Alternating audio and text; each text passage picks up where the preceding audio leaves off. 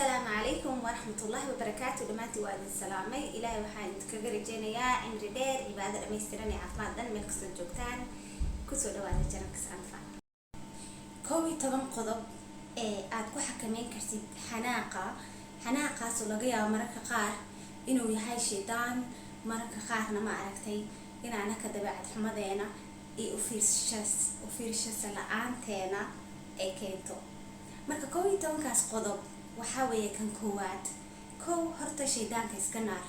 laga yaabo in shaydaanka uu ka faa'iideysanayo marka labaad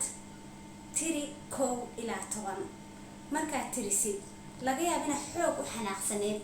oo ma aragtay meel xun ay ka maraysa islaheed qofkaan amal ama gacan u qaad ama xun dheh oo markaasna hadhow ka shalaysid oo isdhahdid maxaa saas u sameeyay maxaa saas u dhahay midka saddexaad oo ah neef oo diib qaado oo dheer waliba midka afaraad oo ah fariiso oo markaa fariisatid ka bacdi koob biyo ah oo markaas kadibna koob biyo ah oo qabo qaac isku sii taas waxyaabo badan ay ka caawinaysaa sababtoo ah waxaad ogaanaysaa waxa aad u xanaaqday wixii ahaayeen in wax weyn ay ahaayeen inay wax yar ahaayeen inay u qalmaan qof aad jeceshahay waalidka walaalaha lamaanahaaga caruurtaada asxaabtaada ehelkaaga qof aad kuugu dhow muhiim ku ah in ma aragtay aad wax xun ku dhahdid oo ka shalaysay hadhow qofkaasna saameyn ay ku samayso ama gacan u qaadid oo hadhowna ka shalaysid marka maxaa marayna midkii shanaad ka lixaad waxaa weeye ka dhaqaaq meesha qofka aad ku xanaaqdeen ama ku maranteen oo adna meel xun ay kaa marayso ka dhaqaaq midka toddobaad oo ah aqoonso xanaaqa intuu ku imaanin ka hor calaamadaha aqoonso calaamadahaas oo badanaa laba ah labadaas kan koowaad oo ah intaad xanaaqin ka hor wadnahaaga ayaa xoog ku garaacma bug oo dhaha kor u sii kaca markasii dambeysa xanaaqa intuu la egayay ku xiran tahay iyo neeftaada oo xoog ayadana usoo baxdo marka aragtay labadaas inay daqiiqadba second ka dambeeya hore usii kacayo so waxaad sameynaysaa kii koowaad labaad saddexaad afaraad intaada ku dhufaninba ama qaylo ama caytin ama aflagaado ama xumaan ama gacan qaad aada sameynin ka hor calaamadahaas ayaa soo sameynaysaa midka sideedaad oo ah samee jimicsi joogto ah oo maalinla ah jimicsigaas wax badan ayuu ka caawinayaa jirkaaga chemical hormoneska oo dejiyo maskaxda ama jirka dejiyo calm ka dhigo ayuu siinayaa waxaa ogaanaysaa qof oo soo jeedo qof aanan jiifin qof ma aragta control kara xanaaqiisa cadayso inaad naftaada waqti la qaadatid markaa xanaaqtid oo meel gooni aad tagtid oo adiga isla hadashid oo adiga isweydiisid waxa kaa xanaajiyay maxay ahaayeen ma adaa iska xanaajiyay ma qof baa kaa xanaajiyay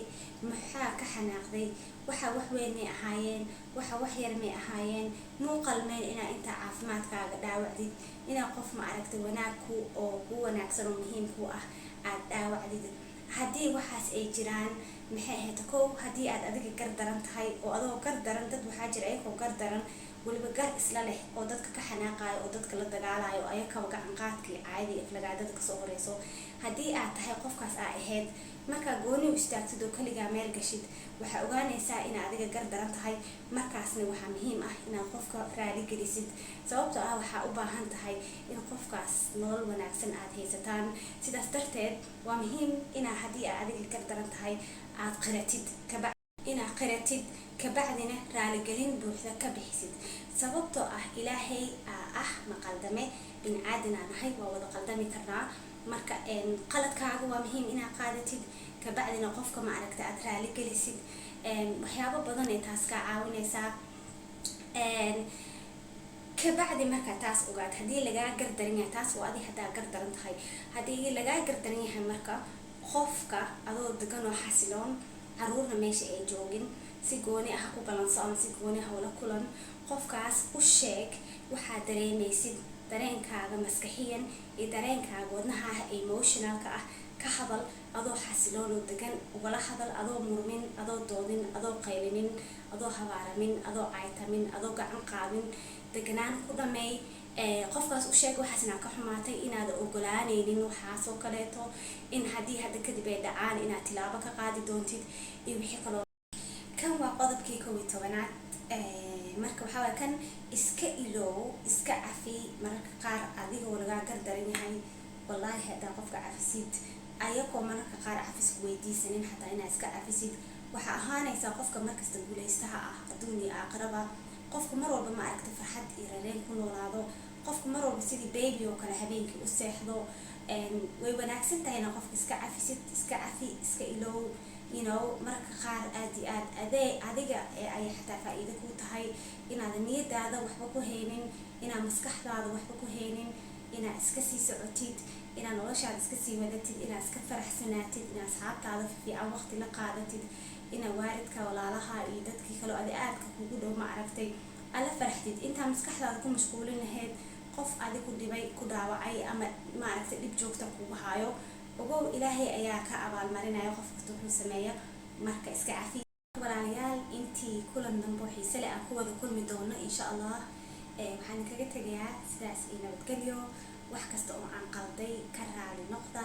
wax kasta oo aan saxayna ilaahay ayaa mahad leh waan idin salaamayaa fadlan dadka kale la sii wadaag familkaasi balaarto waad mahadsantihiin haddaa hore u joogtana aad iyo aad ayaa mahadsan tahay وأنا مرضى وحسله هدي إلهي أود الإدمو السلام عليكم ورحمة الله وبركاته.